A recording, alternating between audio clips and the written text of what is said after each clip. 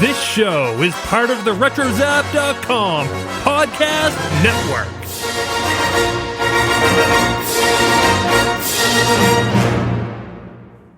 And welcome everybody to episode 12 of the Animanicast. I'll start the bidding at 25 cents. 25 cents? 25 cents. 25. Do I hear 26? 26 cents. 26. Do I hear 27? 27 cents. 27 cents.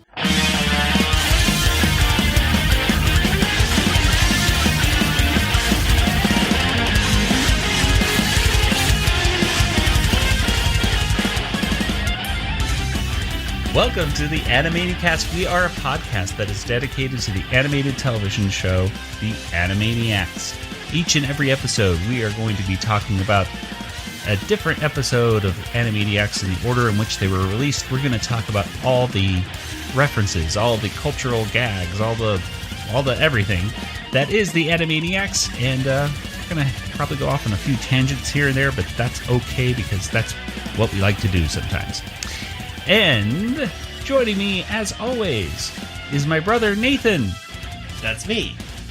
And all the way across the country, the woman who just saw the one, the only, the maestro, John Williams, is Kelly. Hi. And we were just talking before the show how jealous I was of Kelly because she actually got to see John Williams again in person.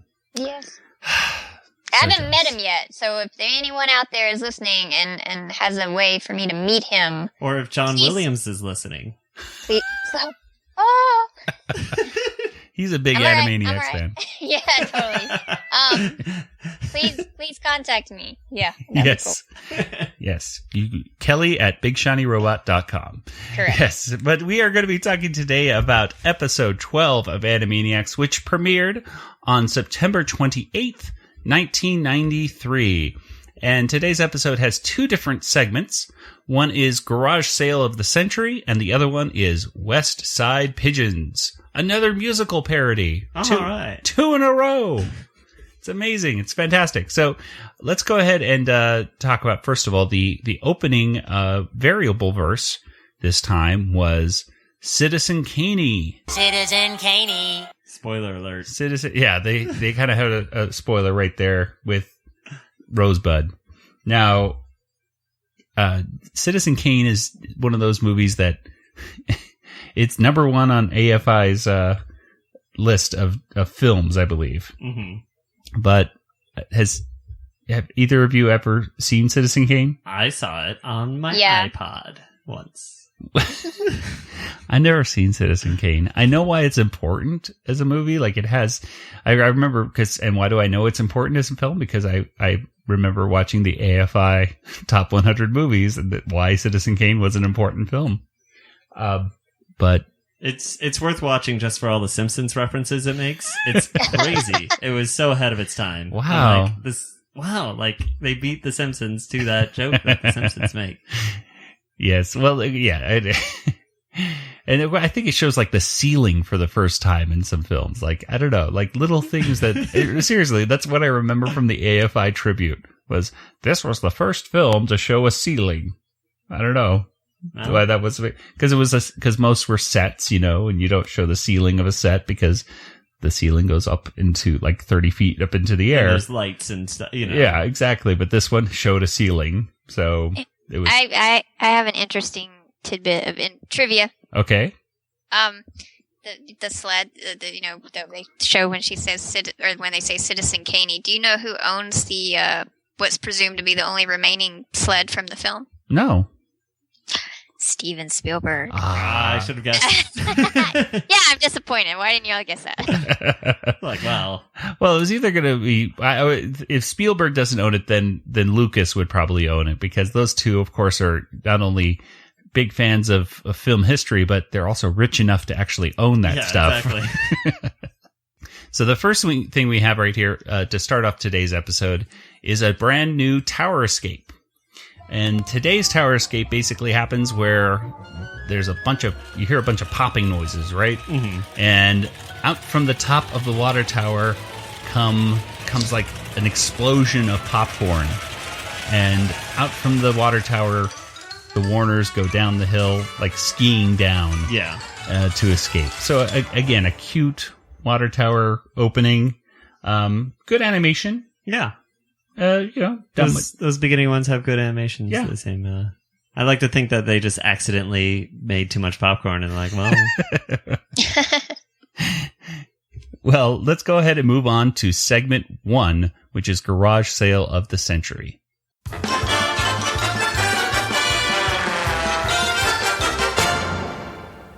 Garage Sale of the Century is a story by Tom Ruegger and Paul Rugg. It was written by Earl Kress, and it was directed by Alfred Jimeno. Nathan, why don't you go ahead and tell us what basically happens in Garage Sale of the Century? So there's a bear that is having a garage sale, and the Animaniacs, so the Warner Brothers and Sister Dot, come by and literally try to buy his garage because it's the perfect size for their water tower. Yeah. And they end up getting it for a pretty good deal. So. Yeah. They originally offered how many cents? Was it like 26 cents, I thought, at the beginning. What are you kids doing? Nah, it's just not what we're looking for. It's all wrong. You'd have to pay us to take it away. But I think we could see our way clear to pay you, what's fair, 26 cents?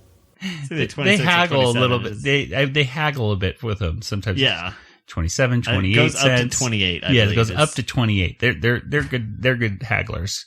They know what to do. Take it, please, please. Or not, I don't care. But So this is a in this particular one they haggle for the garage and they go back and forth. I think the first thing we should mention is that the bear, which let's see, what is our bear's name? Vern? His name is Vern. Yes. Okay. Vern is voiced by Ed Asner, who, to some people would be, oh yeah, he's from the Mary Tyler Moore Show. But to most people today, we know him as, oh gosh, now I'm forgetting the character's name from Up. The old man in Up. Oh. And everyone goes, oh yeah, the old man in Up. So I did not know it was Ed Asner when I was originally hearing it. I heard the voice and I was like, okay, so it's somebody I recognize, but, he plays a very, very similar kind of character to like, maybe he doesn't. I was going to say he plays a similar character to, Nathan has it? Carl Fredericks. There you go. Thank you, Nathan. Of course, obviously. He kind of sounds a little similar to Carl Fredericks in a way. I mean, the only similarity is they're both grumpy. Carl Fredericks, I could not see scamming people out of money, though. Yeah. This particular bear is a scam artist, that's for sure. He basically tries to get people to buy pieces of junk. There's one like little coffee. It's a little thing for grinding gribblers. What is this? Well, this thing, it's a gribble refiner. Very valuable, one of a kind. What's a gribble refiner? What's a You refine gribble with it, for heaven's sakes. You don't have to buy it. Make your own. Enough gribble for everyone. Wow, I'll take it. Good man. So that was, there was, cute things like that. And of course, when the Warner Brothers go over there, they want to buy the garage. The garage door controller breaks. Yeah. The garage is not for sale. Ooh, can I press the button? No! Oh, please, please. Now look what you've done. Don't worry, mister. I can fix it. It'll be good as new. Give me that back. I'll fix it. I'll be right back. And there's a whole bit with that going on. Yes. It's pretty funny. Now, the one part that I don't think today they would have in a cartoon. Do you know Kelly, can you guess which part? I'm going to guess if the Animaniacs were done today, they would not have done one of these jokes. And do you have any idea which one I'm talking about? I'm trying to think. Wacko gets it's something dealing with Wacko with the controller. Well, he has it the whole time. Well, yeah, it does. So wait a minute. Duh. Well, these two girls walk by. Yeah, that's what I was thinking. And he immediately aims it after he presses the garage door, and which makes things go upside down. There's like two kind of yuppie people which might be, is that Yoko Ono maybe? There's one reference guide that says that's Yoko Ono and Julian Lennon, but I don't think so. I honestly, I think it's just two people they look like two people from Portlandia to me, actually, more than anything. That's probably what it was. I think it was a reference to Portlandia. Yeah, exactly. It's definitely a Portlandia reference. But he turns them upside down, and then starts realizing, oh, this is fun. I can turn this upside down. I can lift the roof upside down. And then two girls walk by, and then he realizes, oh, I was just about to press the button, and That'll be enough of that. Every boy needs a hobby. what I'm assuming is either the dresses would go up, or the girls would go upside down, or something bad would happen to those two girls. So I don't think that they would do that today on the cartoon. I totally forgot about this cartoon completely. I don't know. What about you two? I forgot it. Yeah, I didn't remember. I remember West Side Pigeons, but I forgot this one. Yeah, I totally forgot this one existed. I think it was more memorable than the Picasso one last week, but only slightly.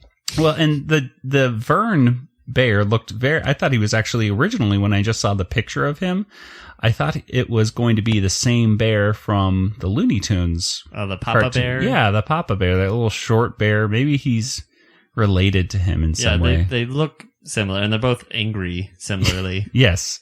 But it's not. It's a different bear. So there are some cameos in this cartoon, but you have to really pause the cartoon to see them. Babs and Buster Bunny are in this cartoon. Mm-hmm. Dizzy Devil is in this cartoon, and Batman is in this cartoon from the animated series. Yes, Batman the animated, not Batman George Clooney or Val Kilmer or Michael Keaton. But yes, from the animated series, you can see them if you get your little remote and you pause the film just right when everyone's rushing to get their money back from the bear. You will see them in that crowd of people. It's kind of like a Where's Waldo situation right there. But I don't know. What are your thoughts about this first segment, guys? I kind of liked it. I mean, it was cute. Some funny stuff. Yeah, I thought it was funny. I thought it was strange that no one gave the stuff back after they took their money. You can't give things. You can't get your money back if you're not going to return the item. I think that wasn't there. I think there might have been one or two things there, but you're right. They basically definitely not as much things as the money that he gave back. No, at least for all those people to come out. So 7 of those people probably didn't even get things from him. Yeah, I did notice that. But he was cheating them out of so much money that he didn't deserve the junk back even. He was such a jerk.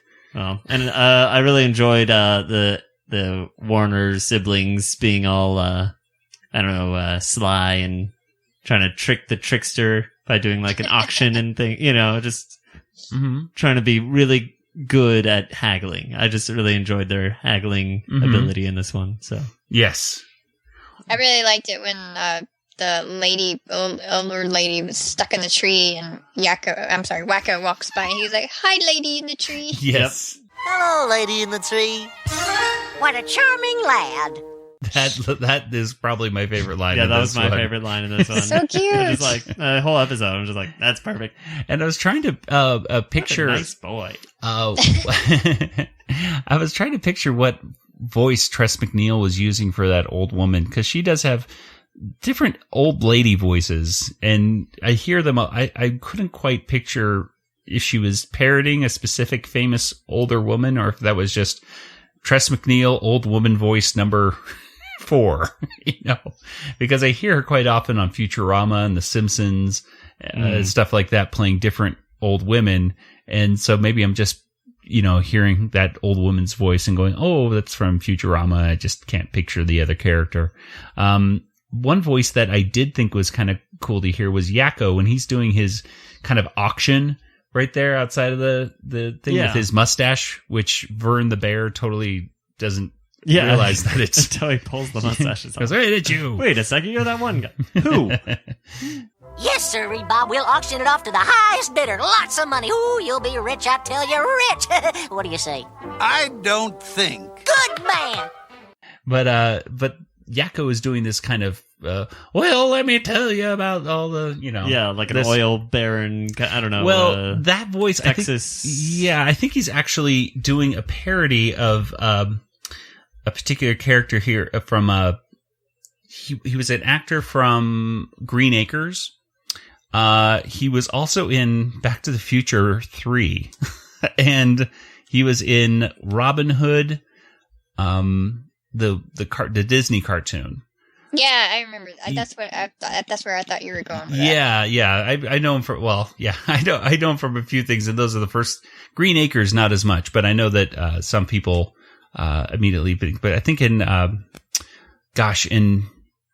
Robin Hood, he played the Sheriff of Nottingham. I think it's Pat Buttram, I believe.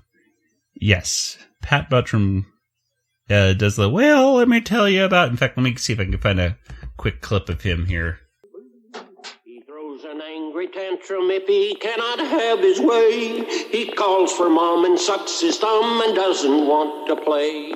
Too late to be known as John the First. He's sure to be known as John the Worst. How about that?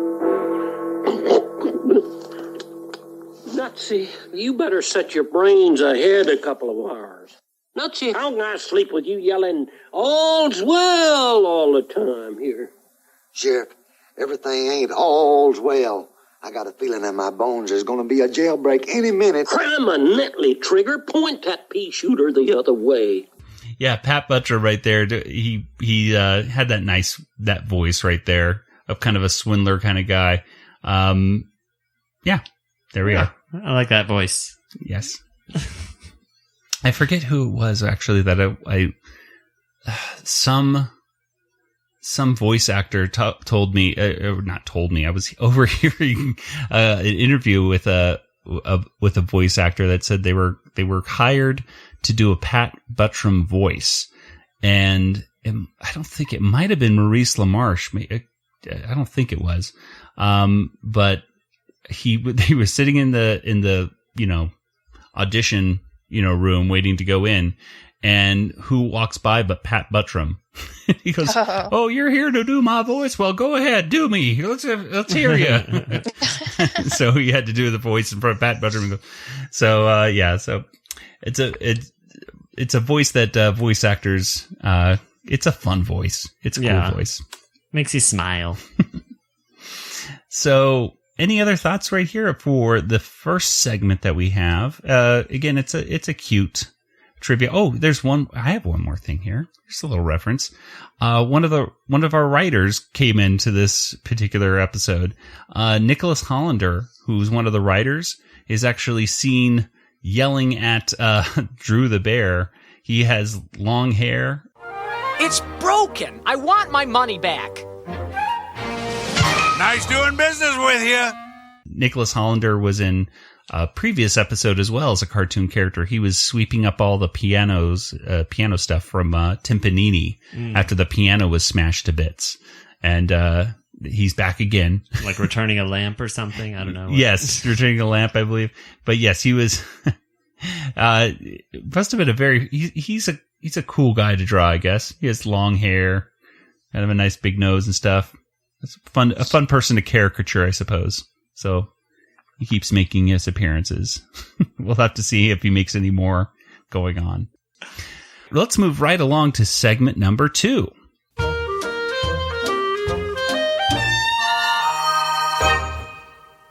Segment number 2 is West Side Pigeons. Well, this one, there's a transition. Oh, thing, wait. So if we were gonna... Well, thank you, Nathan, for catching me this time. Well, before we move on to segment number 2, we have another transition. And this is a cute little one. This is a little bit very similar to how you would see transitions in kind of old cartoons, like I want to say even Rocky and Bullwinkle and stuff like that. It was short and sweet. They're just eating at a Chinese restaurant. The Warners are eating at a Chinese restaurant. They're opening up fortune cookies, and Wacko's Fortune is the next cartoon.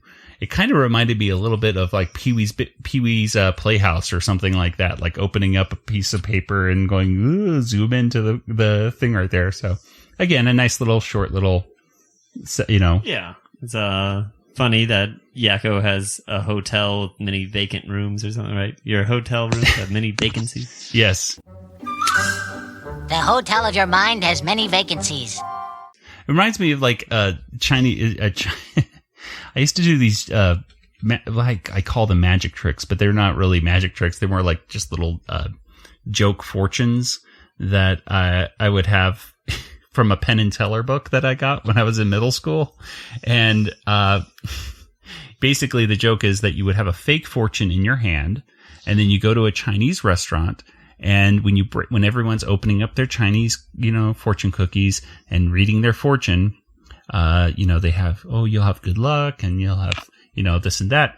And you switch the paper, right? Mm-hmm. So I had my little joke fortune right there, and I switched it. And the joke fortune said, "The chef spit in your food."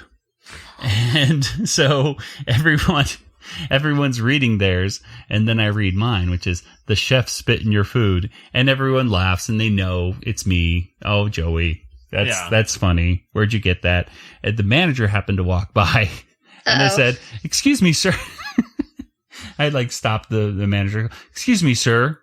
I got this fortune in my cookie." Mm-hmm. And he just goes, "The chef spit in your food. Do you want to complain?" He started yelling at me. I'm like, "No, I'm fine. I'm sorry." It's a joke. He did not think it was funny.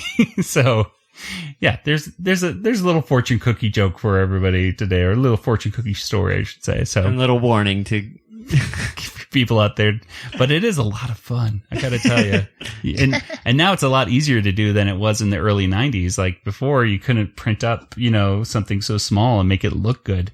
Now you could easily do that with a printer. Yeah. So hey kids, make your own fortune cookies, put them out there. Yelled at by managers.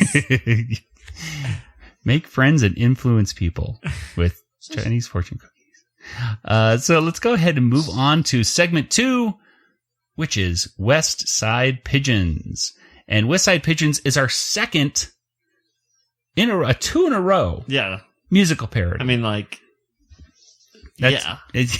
I was going to say the Garage Sale of the Century was not a musical. No, it's not. But no, we're talking about episodes in general. Oh, okay. We're talking about episode 11, featured Les Miserables. And this is, of course, a parody of West Side Story. West Side Pigeons was directed by Deanna Oliver. West Side Pigeons was written by Deanna Oliver. It was directed by Barry Caldwell, Greg Reyna, and Dave Marshall. A triple threat of directors. And Kelly, what basically goes on in Goodfeathers? Okay, the West Side Pigeons is a parody of West Side Story, and if you're not familiar with West Side Story, it's basically a more contemporary retelling of Romeo and Juliet, where but instead of these families that are enemies, it's rival gangs in the city, and one of the sisters of one of the gang members falls in love with one of the other gang members of the opposing side, and chaos ensues. So I just love that phrase. Yes. So in West Side Pigeons, it's the Goodfeathers versus the Sparrows. And the Goodfeathers territory is the Scorsese statue, and the Sparrows want to perch on the Scorsese statue. And so they agree to a rumble, and they go to the dance to arrange the rumble, and that's where Squid sees the sister of the lead sparrow and falls in love with her, and she falls in love with him, and there's music and floating, and it's not a good thing. So they have some really great parody songs in the episode, and it's one of my favorites. Yes, him and Carluta wanted to migrate together, which at first I thought was a euphemism for something much worse than what it really is, which is truly they wanted to fly off together. It's kind of like elope, basically. Right. It was kind of like that. But the way they were saying it was like, whoa, geez, calm down, you two. Someday, I want you to migrate with me. Okay. Well, Nathan, do you have the list of the different, because there are, like Kelly was saying, there are quite a few. Oh, we're taking a plane break. Taking a plane break. We gotta have the actual song. No. There's a jet flying over us right now. Let's just take a few moments to enjoy that and possibly edit this sound out. Or not.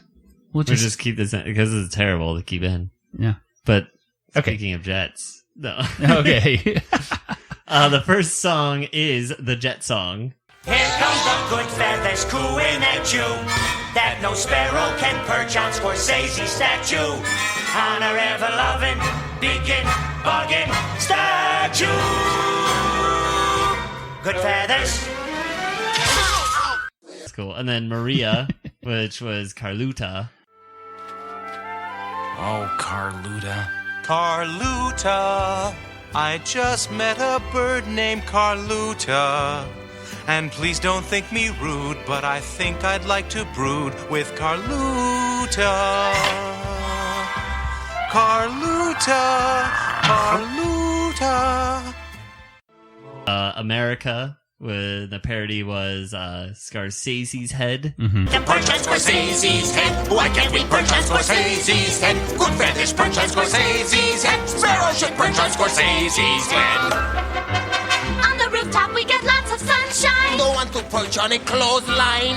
Up here we have a bird's eye view. Humans drop food by the statue. We'd like to perch on Scorsese's head. Why can't we perch on Scorsese's head? Good feathers perch on Scorsese's head. We're gonna perch on Scorsese's head.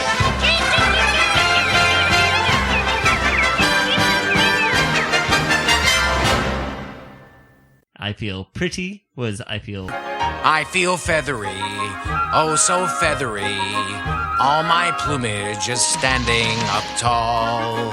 I'm no peacock, but it doesn't bother me at all. Who's that handsome squab in the mirror there? What squab? Where? Who? Who can that attractive bird be? Which one? Where? Who? Jerk quack. Caw cluck. Chirp tweet. Crow crow. Me. I feel feathery. And Somewhere was just a perch for you or something, or, you know. Yes. There's a place for us, a time and place for us. Hold my hand and we're halfway there. Hold my hand and I'll take you there. Somehow, someday.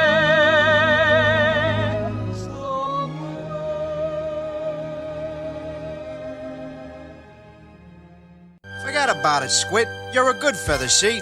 And there's a perch for you on this statue for you. Forget the chick 'cause she done you wrong. Scorsese's head is where you belong.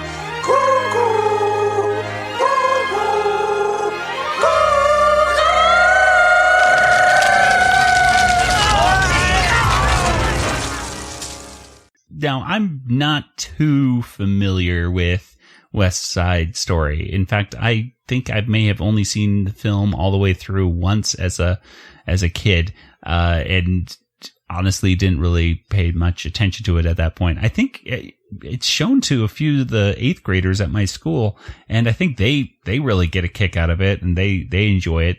I think it did a reasonably good job of summarizing up the whole story. Do you guys think that's true? Or, I mean, Kelly, you've actually, you have probably the most knowledge of West Side Story than me or Nathan. Yeah. Oh yeah, I think they did a really great job. They took the basic elements of the story and managed to get it all right in that little short segment. Yeah, it's only like 12 minutes. You're able to like summarize everything, and even some of the characters too. Like there's Officer Krupke in the original is now Officer Krupkitty. who is now in the original Officer Krupke is come over like, hey, you guys, has a very kind of Boston, not Boston, more like a Brooklyn accent going on. And of course, this Officer Krupke is more of the Irish guy. Yeah. And there's some stuff going on with Officer Krupke, like when whenever he swallows one of the pigeons, he tries to eat eats them whole, which eats them whole. Strange. Just got to swallow them whole. Yeah. Get it all over with one. But of course, both Squid and the Sparrow later escape by just singing, really loudly. And Officer Krupke, of course, at first he gives out two different song kind of references, song terminology, I should say.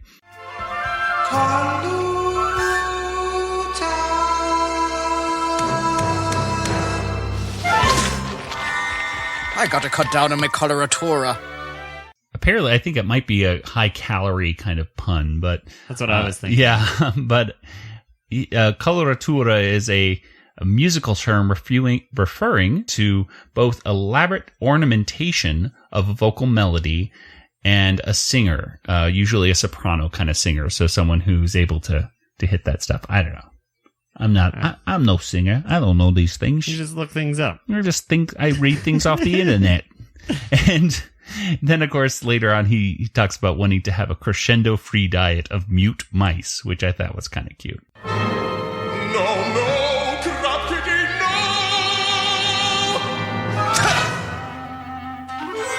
That's it. I'm sticking to a crescendo-free diet of mute mice. Krupke's there to give us that musical stuff. What is your favorite song, guys, of the ones that were sung in West Side Pigeons? I Feel Feathery. Yeah, I would say I Feel Feathery. Yeah. I like when they're all three singing at the same time. Oh, yeah. Yeah, well, one of my favorite songs from West Side Story is I Feel Pretty. And sometimes I run around the house and I sing it.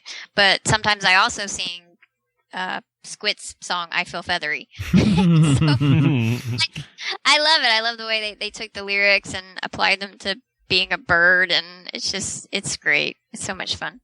Yeah, I kind of liked the one that's in my head for some reason is There's a Perch for You. I just thought I was talking to John Mariano last night on Twitter, and I was talking about do you have any memories about West Side Pigeons?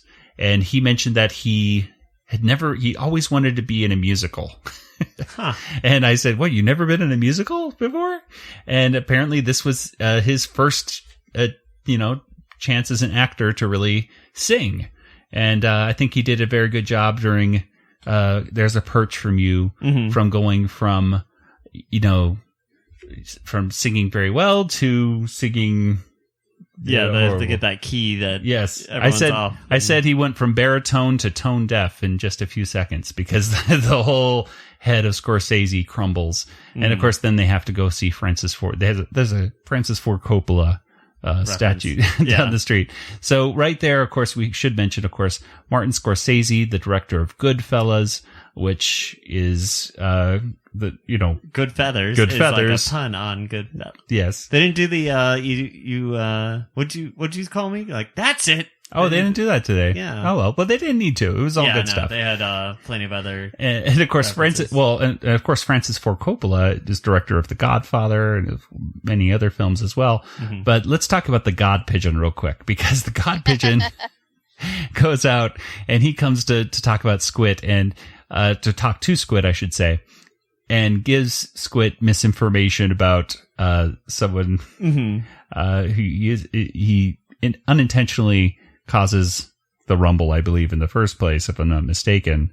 Is that right? No. No? Where they're fighting the sparrows versus the pigeons? Yeah. That was the pigeons that brought themselves up. Oh, okay. They're like, we're going to go to this dance and we're going to tell them to fight.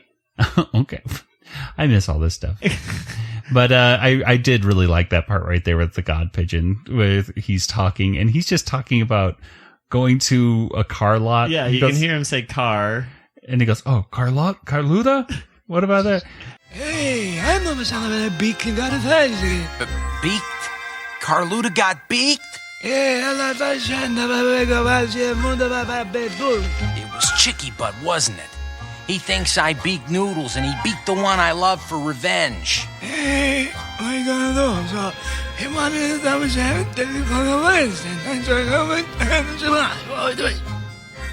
It's very funny. And then, of course, and then he has that long thing where it's just like, and it just goes see ya at the bottom. So yeah, I can't get enough of the God Pigeon. Always love him. And also just the fact that it's Maurice LaMarche doing both, both parts. He also did Crump Kitty, right? Oh, he did? Yeah, I think so. Wow. So there you go. This is truly, yep, he sure did. Squit, the God Pigeon, and Crump Kitty. So Maurice LaMarche does a little tour de force performance in God Pigeon, or in Good Feathers. And in God Pigeon. Or whatever. He does a tour de force performance in West Side Pigeons. I finally got it out. It's been a long day, folks. There's a cool part right here where it's talking about they go to the dance, and they're going to it's the city park is holding a Leonard Bernstein memorial concert, and Bernstein composed West Side Story. So yeah, I was looking kind that of up just now. So that's pretty cool. I like how many references they just kind of hint at, with the Scorsese's head, and which is another song I also do kind of gets in my head. Yeah, we want to. Yeah, I do. That and Carluta. Now, why did they see? That's one thing that's kind of been bugging me. Why Carluta? I mean, it's so different than Maria, and I think it's Carluta because it just sounds like more of something a pigeon might say, like the loo sound. The loo loo. Maybe. I don't understand why they changed that.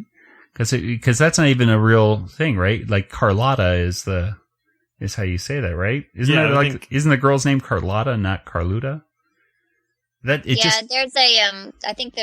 I want to say there's a Carlotta in Phantom of the Opera, but that has really no relevance here. Mm-hmm. So, but it is a girl's name. Yeah, it took me. I know I did invest about 5-10 minutes and then said I give up. Yeah, I don't know. Yeah, I was thinking that same thing. I was like, what? I was like, I'm pretty sure her name wasn't Carla or anything in West Side. So it was Maria. It was Maria. Maria. In fact, whenever I have a student at my school named Maria, I always have to go, Maria, Maria. Until they leave. Yeah, and they go, bye. I'm like, oh. I'm not done singing. You come back here. Now, in West Side Pigeon, in West Side Story, she didn't run away with a different guy at the end, did she? No. Okay. Was it in like Romeo and Juliet? I can't remember how. No. Wait, spoiler alert. Okay. Yeah. He dies in her brother gets killed, I think, and then he dies. I think it's Tony and Maria, and she kind of fusses at everybody and says, "This is what your hate has brought us to," and then they carry his body off the screen, and then it kind of ends. Oh. It's kind of a downer, really. Good night, everybody. Well, that's how. It's very similar to Romeo and Juliet. Well, yeah, it's a tragedy kind of film. You can't leave on a happy note where people actually get along and everything like that. No, that'd be boring, right? Yeah, well, and it's if you want to stay close to the adaptation, That's true.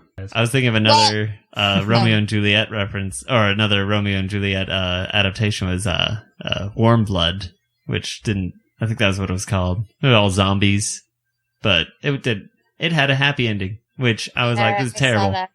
But it should be everyone dies, and it was actually. I'm sure there's some people die. I can't remember it. Well, I would be remiss if I didn't. Talking about West Side Story, I think I should mention that Steven Spielberg is hoping to do a new adaptation. Yes. Of the musical. Now, just FYI.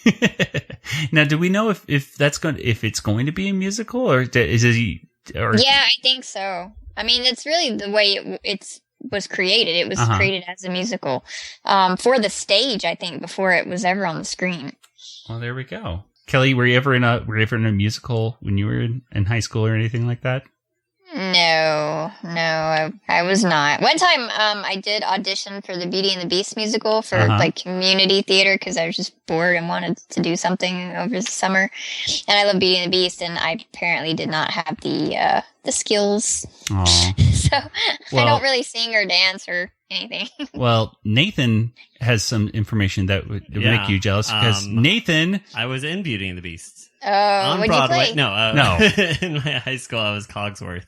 Oh my goodness. Which was great because if you don't sing well, it's like, well, it's in character. He's not supposed to sing well. Well, I told him I'd too be the refined. old woman with the rose. Like, let me do that. And they're like, no. Oh, so yeah. well, yeah, being in a musical is always is something that if you can do it, it's a great thing to do, and it's just neat to be able to be in front of people in a big crowd like that. Yeah. So I enjoyed it a lot. I was also in Big the Musical, too. You were in Big what? Yeah, the year before. I guess I was working. It that was night. not a very good musical. Okay, I'm glad I missed it then. All my songs, they cut them out. It just really said, just say them. Just speak these. Well, that's not as bad as me. The year before, we did My Fair Lady at my high school, and I got to be the horse in My Fair Lady. Oh, Which basically what that means is I was the person who ran in the background during the horse race scene so that people could watch. I had to wear a white t-shirt. I was not dressed like a horse at all. I just ran from one end of the theater to the other, halfway through, kind of like the dividing line between the upper house and the lower house. So people in the upper house just saw me running across the stage, like running across the aisle and then running back the other way so that the stage actors could watch me and look. And I must have just looked like some weird person just running through. I'm guessing they thought you were just some tech guy like, oh, he's forgot something. Yes, but it was fun because the actors got to watch me, and I just trotted like a horse. I distinctly remember like going, like doing my little tiptoes, like up. And that was me in The Music Man, or not The Music Man, in My Fair Lady. I was the horse. So there you go. All right. Such an accomplished stage actor. Well, with that, I think we basically hit about everything we needed to do in West Side Pigeons. It's a cool segment right there. Yeah. This is Maurice LaMarche, the voice of Squid the Pigeon from the Good Feathers and Animaniacs, and you're listening to the Animanicast. Don't hit me, Pesto! Let's get right over to our Water Tower rating right now of this particular episode. So what do we think? What are you going to give episode 12 of the Animaniacs? Kelly, let's start with you this time. Let me think about it for a second. I think I'm going to give it 3.5. No, I'm sorry. Oh. I'll do 4. 4. Because I really like West Side Pigeons. It's always been one of my favorites. So, that's where most of the points go. Water Towers. The Garage Sale of the Century was really cute too, though. For some reason, it was just really forgettable. I don't remember really seeing much of it at all, but I mean, from when it originally aired. But it was cute. It had some really great moments. So yeah, 4. Okay. I'll go next because I just feel like it. I agree that the Garage Sale of the Century isn't a bad segment. I agree though. It's just kind of a forgettable one. For whatever reason, I don't know exactly why. I mean, I like Ed Asner's appearance in it, and I like the gags with the garage door opener. It was all cute. The animation was nice. West Side Pigeons, I liked quite a bit. I'm going to give it a 3.5. Just because, I don't know, I guess on the grand scale of things, I can think of, other Animaniacs episodes I like a little bit more. So out of 5 Water Towers, I'm going to give it 3.5 for this one. Nathan, what about you? I'm going to go with 4 Water Towers. Okay. I also enjoyed that West Side Pigeons, and I enjoyed the Garage Sale of the Century as well. So I like that line, the hello lady in the tree. So just such and we wouldn't have that without the Garage Sale of the Century. So there we go. And they're going to get a yard tomorrow. So that's right. There's a yard sale the next day. So yeah. Good to see the yard sale of the century, too. Yes. I'm ready for that. Yeah, that's why we got to renew Animaniacs, everybody, so we can get that sequel episode. Well, let's get on to our Twitter poll results. Oh, hello there. This is Ned the Explorer, searching through the deepest jungles of somewhere. Oh, I see where I am. I'm near the Zambezi River.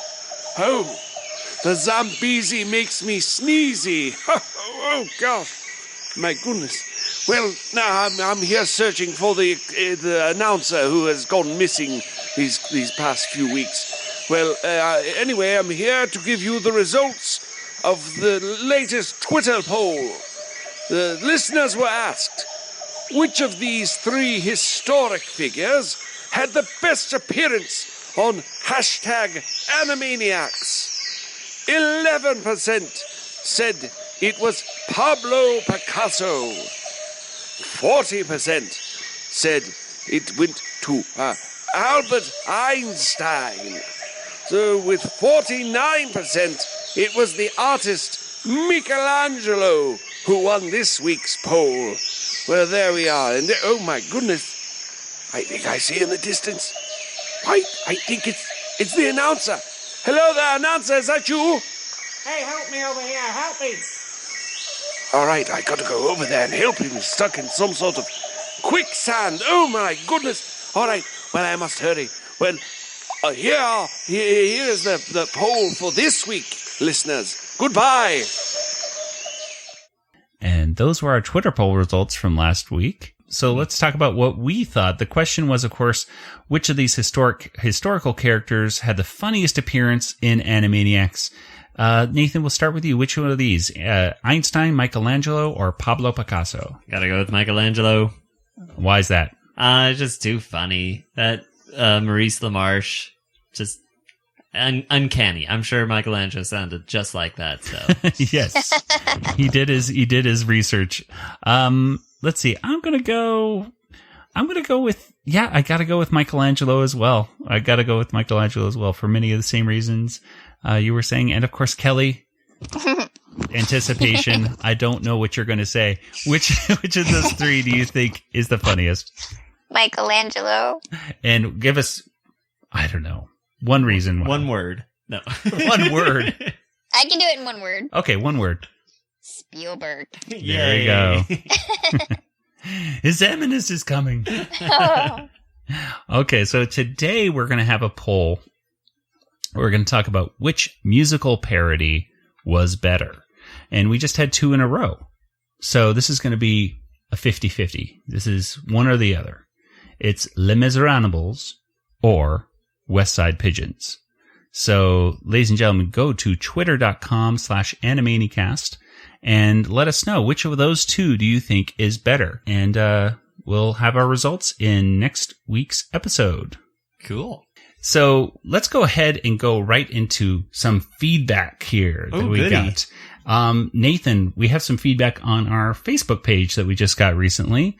And do we have the person who said this here? I think, here it is. Curtis Findley. Curtis Findley recently left a comment for us. Do you have that on your screen? Yeah, I think so. Okay, what did Curtis have to say about it? Okay, it is interesting that you comment about how much you like the animation in Bumby's mom. Okay, I think it's but not don't like wait a second. Calm down. Oh. I don't think he's mad. Oh, really? No, I don't think so. Oh, okay. Let's try take 2. Okay. And let's imagine pretty Curtis sure is really angry in this, but really? No, okay. I'll do it again. It's interesting. It's interesting that you comment about how much you like the animation of Bubby's mom, but don't like it in the big candy store. Because in this particular episode, both segments were animated by Startoons. I agree with you. Startoons does the best Slappy episodes, but their Warner segments are a bit off. I guess the squirrel designs and more extreme nature of the action is a better fit for Startoons. For me, I can always spot a Startoons episode because they like to draw closed fists, very specifically where the middle finger is almost squeezed out by the chunky surrounding fingers, and their mouths are a U shape rather than V shape. Yes. How was that? That's better. I'm sure that's exactly how Curtis sounds. It's so brothers. So yes, that Curtis is talking pretty much to me directly because I'm always the person talking about the animation style and which one I like and don't like. And I don't know what to tell you. I think he agrees with me. Yeah, it sounds like he agrees. And he's, but I never noticed that before with the whole thing with the fingers. That is interesting to me that they had that whole thing with the fingers and stuff. So. Yeah. But I did notice the V and the U-shaped mouths. I don't know. Star Tunes to me, I'm a fan of their Slappy Squirrel animation. There's a video that I saw on YouTube that actually goes over the different, all the different animation studios that help create the Animaniacs. And so I'll put that in the show notes just as a reference point for folks who maybe don't know about, or you're just curious about all the different companies that help create the Animaniacs, because they're all there. All right, so with that, we're going to go ahead and start closing up the shop.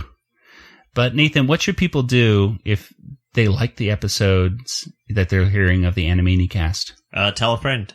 That's a great thing to do. Or it's just and leave a comment on the Twitter, and leave a review on the iTunes. Yeah, I think leaving a review on iTunes is a fantastic idea. And plus, you should probably subscribe as well. Yeah, so these are all great things you could do. Do all of them. Do all of those things. And if you want to get in contact with us, you can go ahead and you can send us an email. You can go to animanicast@retrozap.com. Send us an email. You can send us your thoughts on episodes or, of the Animaniacs to give your own review. And if it's nice and short enough and everything, and we will probably play it on the air here. So you'll be heard as well. You'll be part of the show. And make sure to go over to retrozap.com/Animanicast to see a full resource of all the different episodes that we have released here on the Animaniacs or Animanicast, so that you can re-listen to some previous ones. Kelly, where can people get in contact with you if they'd like to reach out and say hi? They can contact me on Twitter, Yoda Princess, YODAPRNCSS. Or email me, Kelly, KELLY, at BigShinyRobot.com. And Nathan, what about you? Django FT on Twitter. I'm hoping to get my 10th follower soon. All right. I might have him by now, but if I don't, you should follow me, and you could be number 10. So. There we go. And speaking about Twitter, you should follow both Nathan and Kelly. But if you're not following us on Twitter, we're over at twitter.com/Animanicast. We are at the time of recording almost at 400 followers. Whoa. And I am throwing down a gauntlet here. The podcast Depths of Netflix recently said they just reached 400 followers before us. So I said we're going to have a race to 500 followers. So we have to reach 500 before they do. Yeah, let's get those Twitter bots. Yes. Twitter bots. I actually have been very good. I have been blocking Twitter blocks as bots as we go. So we'll never win, Joey. I know. Not at this rate. I have too much morals when it comes to who the followers are. So you can also go out to facebook.com/Animanicast. And as I said before, email us at Animanicast@retrozap.com. And over at retrozap.com, you'll find a bunch of other cool podcasts as well. Brews and Blasters, Blob of the Hut, Skywalking Through Neverland, Techno Retro Dads, the ArgCast, and many, many, many more to listen to. And if you're like me, you don't listen to music anymore. You just listen to podcasts constantly. So go to retrozap.com is a great resource for a bunch of great nerdy discussions of anything you want to talk about. Star Wars. Mostly Star Wars. But we do that too, so we fit in just perfectly. Yeah. So we will see you next week with episode 13 of the Animanicast. Yeah. Which I don't know what it covers. Right, Laban. Oh, that's right. We're going to be going to our first episode with Mr. Director, which I'm excited to I go am through. So we'll see you next week, everybody. And for Nathan and Kelly, this is Joey saying good night, everybody. Good night, everybody. This podcast is not endorsed by Warner Brothers or Amblin Entertainment and is intended for entertainment and information purposes only. Animaniacs, the Warner Brothers logo, all names, pictures, and sounds of the Animaniacs characters or any other Animaniacs-related items are registered trademarks and or copyrights of Warner Brothers, Amblin Entertainment, or their respective trademark and copyright holders. All original content of this podcast is the intellectual property of the Animanicast unless otherwise indicated. Hello, lady in the tree. What a charming lad.